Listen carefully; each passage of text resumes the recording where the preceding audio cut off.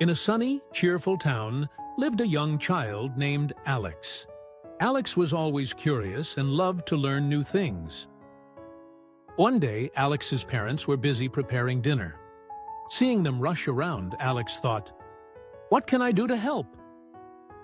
Alex decided to start by cleaning up the toys scattered around the living room.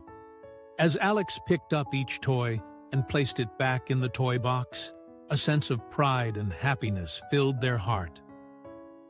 The living room looked neat and tidy, and Alex's parents were able to focus on making dinner without worrying about tripping over toys. Next, Alex noticed the stack of mail on the side table.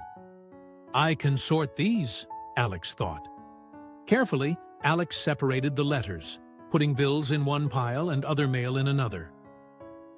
When Alex's parents saw the neatly sorted mail, they smiled and thanked Alex for being so helpful. Helping at home made Alex feel amazing. The next day at school, Alex remembered how good it felt to help. During art class, Ms. Parker, the teacher, needed assistance handing out supplies. "I'll help," Alex volunteered eagerly. Ms. Parker handed Alex a stack of paper and some colored pencils. Alex efficiently distributed them to classmates who appreciated getting their supplies quickly. Seeing Ms. Parker's smile made Alex's heart glow. Later that day, during recess, some classmates were trying to organize books on a shelf. Alex stepped in, guiding friends on how to arrange the books neatly by size and subject. Together, they successfully sorted all the books, making it easier for everyone to find what they needed.